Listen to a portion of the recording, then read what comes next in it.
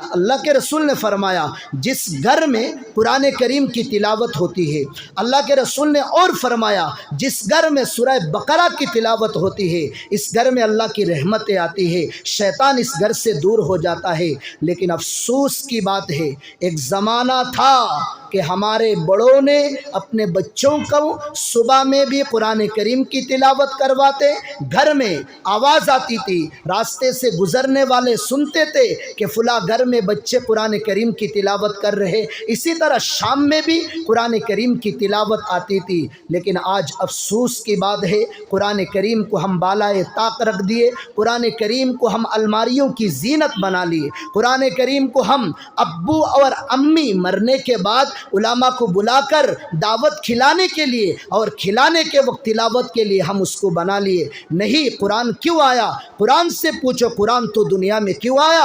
قرآن جواب دے گا کہ میں آیا ان ھذا القرآن یہدی للتی ہی اقوم، سب سے بہترین، سب سے اچھا، نبیوں والا، نو صدیقین والا، شہداء والا راستہ دکھانے کے لیے میں دنیا کے اندر آیا۔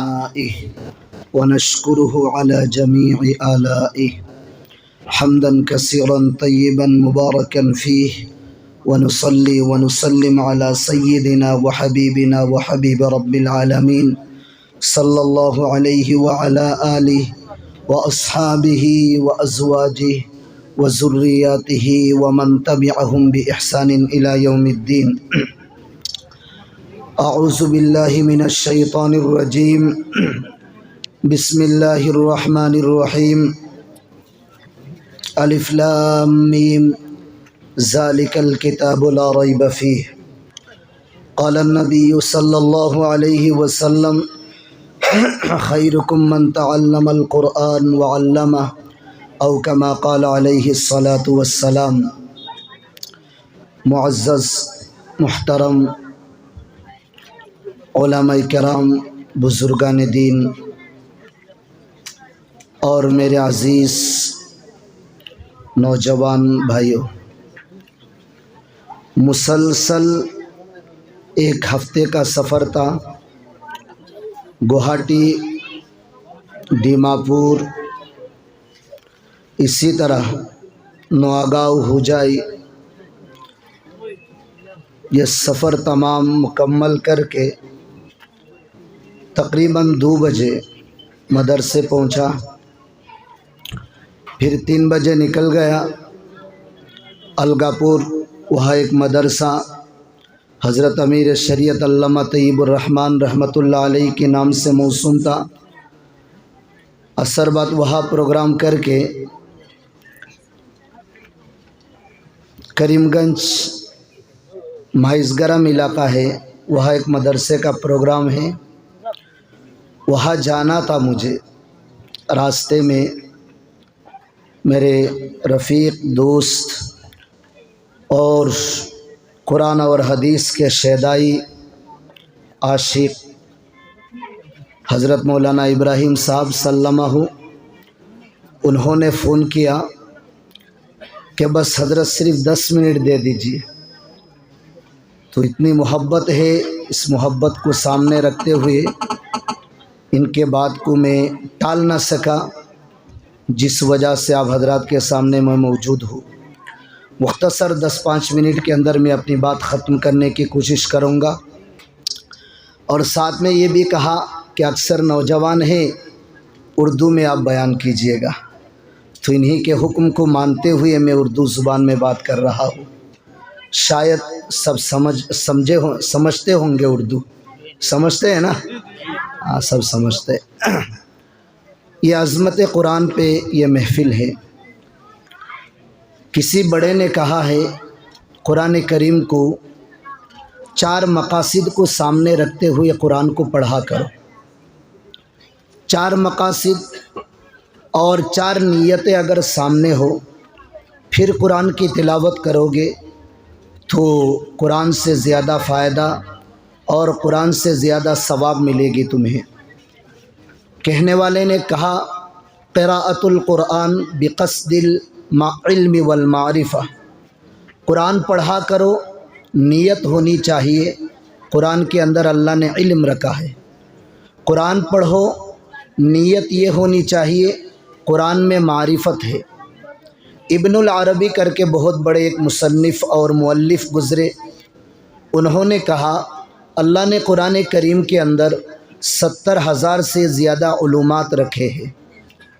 ابن الاجدہ کر کے بہت بڑے ایک تابعی تھے جنہوں نے مولا علی رضی اللہ عنہ، اسی طرح ابن عباس رضی اللہ عنہما، اسی طرح اما عائشہ رضی اللہ عنہا، ان سے علم حاصل کیے۔ وہ فرماتے ہیں ما نسأل سؤالا اصحاب محمد الا وعلمهم فی القرآن، ہم اللہ کے رسول صلی اللہ علیہ وسلم کے ساتھیوں سے کسی چیز کے بارے میں سوال جب بھی کرتے ہیں تو وہ جواب قرآن کریم سے دیتے ہیں۔ ولیکن قصر علمنا منہ، لیکن افسوس ہمارا علم قرآن کے اندر اتنی گہری نہیں ہے جتنی گہری تابعین تبع تابعون کی رہی ہے۔ اس کے بعد وہ فرماتے ہیں قراءۃ القرآن بقصد الاجر والثواب، قرآن کریم کو پڑھو اجر کی نیت سے، ثواب کی نیت سے، اس لیے کہ رسول اللہ صلی اللہ علیہ وسلم نے فرمایا جو کوئی بندہ یا بندی قرآن کریم کا ایک حرف بھی پڑھے گا تو اس کو 10 نیکی ملے گی۔ اور مثال کے طور پر پیش کیا الف لام میم، اگر کوئی بندہ پڑھ لے تو الف لام میم پڑھ کر اس کو 10 ثواب نہیں بلکہ اس کو 30 ثواب ملے گی، اس لیے کہ الف لام میم کے اندر 3 حرف ہے، 3 حروف ہے، ایک ہے الف، دوسری ہے لام اور تیسری ہے میم۔ تو بندہ الف لام پڑھتا ہے تو اس کو 30 نیکی ملے گی۔ اسی طرح قرآن کریم پڑھنے والے کو قیامت کے دن اللہ کہیں گے کہ قرآن کے سیڑھی تم چڑھتے جاؤ اور قرآن کریم کی آیات تلاوت کرتے جاؤ۔ حدیث میں آتا ہے کوئی بندہ قرآن کریم اگر پڑھے اور حلال کو حلال مانے اور حرام سے پرہیز کرے، زندگی کو حلال کے مطابق چلائے، قرآن کریم کی ارشادات کے مطابق زندگی گزارے، اور قرآن نے جن چیزوں سے روکا ہے ان چیزوں سے اگر وہ رک جائے تو قیامت کے دن اس شخص کو، یہ قاری قرآن یا عامل قرآن کو، اللہ قیامت کے دن کہیں گے کہ تم بھی جنت میں جاؤ اور ساتھ میں تم اپنی خاندان کی 10 ایسے فرد کو لے کے جاؤ جن پر جہنم واجب ہے۔ سبحان اللہ۔ تو قرآن کریم پڑھنے کی ایک نیت یہ بھی ہونی چاہیے کہ قرآن ہم پڑھیں اجر کی نیت سے، ثواب کی نیت سے۔ اور فرماتے ہیں قراءۃ القرآن بقصد العمل بہ، قرآن پڑھو عمل کی نیت سے۔ مثال کے طور پر آپ پڑھتے جا رہے الف لام میم ذالک الکتاب لا ریب فیہ ھدی للمتقین، اب متقین پہ پوچھے، ہاتھ اٹھاؤ اللہ سے دعا کرو، مولا قرأت آیت المتقین، میں نے متقیوں کی آیات پڑھا، متی اکون من المتقین، میں کب متقی میں سے ہو جاؤں گا۔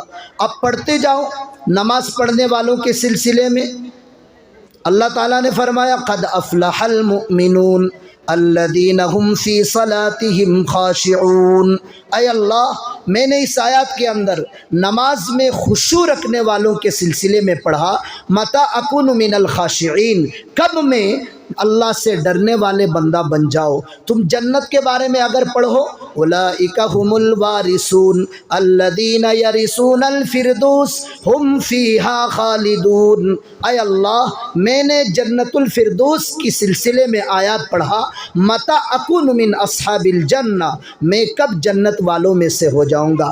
جب بھی جہاں بھی جس وقت اچھے لوگوں کا تذکرہ قرآن کریم میں آئے، نماز پڑھنے والوں کا تذکرہ، روزہ رکھنے والوں کا تذکرہ، نیک اعمال کرنے والوں کا تذکرہ، اللہ کے سامنے گڑ گڑانے والوں کا تذکرہ، تو فوراً ہاتھ اٹھا کر اللہ سے مانگنا چاہیے مولا میں کب نیک لوگوں میں شامل ہوں، مولا میں کب نمازیوں کے فہرست میں شامل ہوں، مولا کب میں روزے والوں کے فہرست میں شامل ہوں، مولا کب میں جنتی والوں میں شامل ہو۔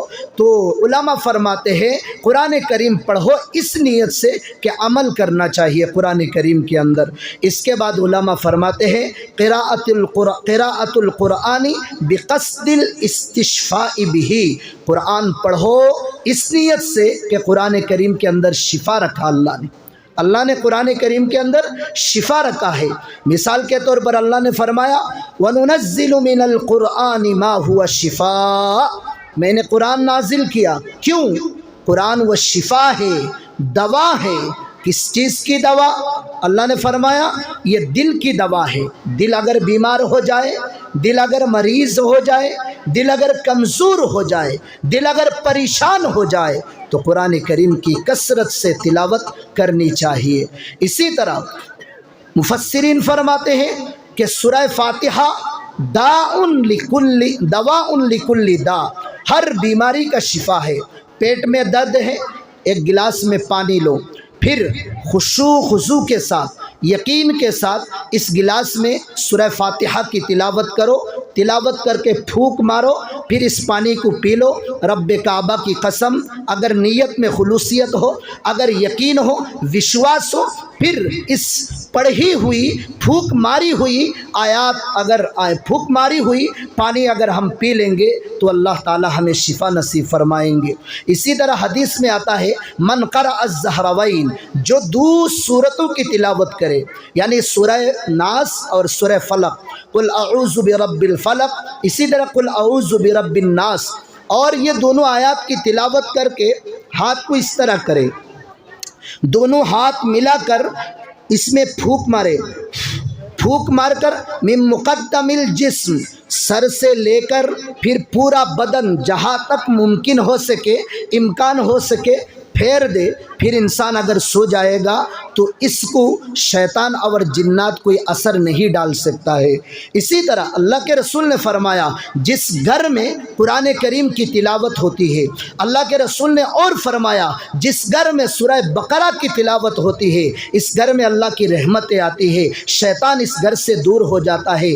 لیکن افسوس کی بات ہے، ایک زمانہ تھا کہ ہمارے بڑوں نے اپنے بچوں کو صبح میں بھی قرآن کریم کی تلاوت کرواتے، گھر میں آواز آتی تھی، راستے سے گزرنے والے سنتے تھے کہ فلاں گھر میں بچے قرآن کریم کی تلاوت کر رہے، اسی طرح شام میں بھی قرآن کریم کی تلاوت آتی تھی۔ لیکن آج افسوس کی بات ہے، قرآن کریم کو ہم بالائے طاق رکھ دیے، قرآن کریم کو ہم الماریوں کی زینت بنا لیے، قرآن کریم کو ہم ابو اور امی مرنے کے بعد علماء کو بلا کر دعوت کھلانے کے لیے اور کھلانے کے وقت تلاوت کے لیے ہم اس کو بنا لیے۔ نہیں، قرآن کیوں آیا؟ قرآن سے پوچھو قرآن تو دنیا میں کیوں آیا؟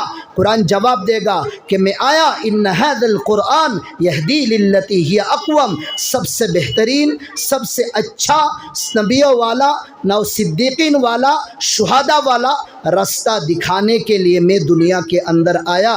اسی لیے میرے دوستو، میرے عزیزو، قرآن سے محبت رکھنا چاہیے۔ قاری قرآن جو ہوگا قیامت کے دن اگر کسی وجہ سے جہنم میں چلا جائے، جہنم کی پار میں جب فرشتے لے کر جائیں گے تو وہ قرآن رب العالمین کے دربار میں کھڑا ہو کر اس صاحب قرآن کے لیے جو جہنم میں اب یا تب ڈالا جائے گا، اس کے لیے وہ شفاعت کرے گا۔ اللہ پوچھے گا تم کون ہو؟ تو وہ قرآن کہے گا میں ہوں۔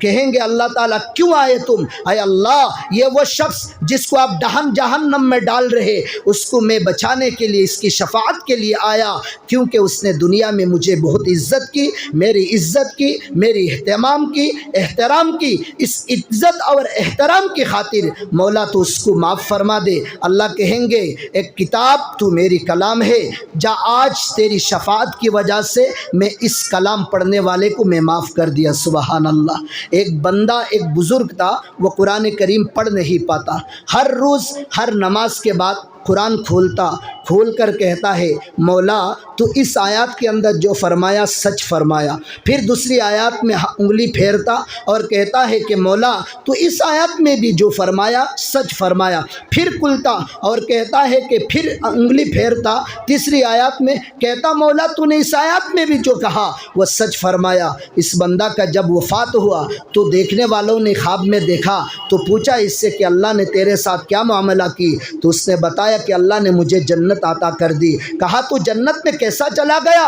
तो अल्लाह ने कहा बंदा तेरे पास वो अमाल नहीं जिन अमाल की बुनियाद पर तू जन्नत में जा सकता है, लेकिन तेरी एक अमल है जो मुझसे भाग गई, जो मुझे पसंद आ गई। वो अमल है कि तू पढ़ना नहीं जानता मेरे कलाम को, तिलावत नहीं जानता मेरे कलाम को, लेकिन तू मेरे कलाम से मोहब्बत रखता था, उंगली फेर कर कहता था कि मौला तूने सच कहा, मौला तूने सच फरमाया। मेरी कलाम से मोहब्बत रखने की वजह से जब मैं तुझे आज जहन्नम से खलासी देकर जन्नत अता करता हूँ। तो मेरे दोस्तों, मैं आप लोगों को मुबारकबादी पेश करता हूँ कि आप लोगों ने कुरान करीम की मिशन लेकर आगे बढ़े, अपने बच्चों को कुरान करीम के सिलसिले में मेहनत करवाए, पढ़ाए, जिसका नतीजा आज आप लोगों के सामने है। मैं तमाम मेहनत करने वाले भाइयों और उलमा नौजवानों को मुबारकबाद पेश करता हूँ। अल्लाह ताला इस कुरान करीम की मेहनत की वजह से क़यामत के दिन अल्लाह ताला जन्नतुल फिरदौस नसीब अता फरमाए। अल्लाह ताला मुझ जैसे गुनाहगार को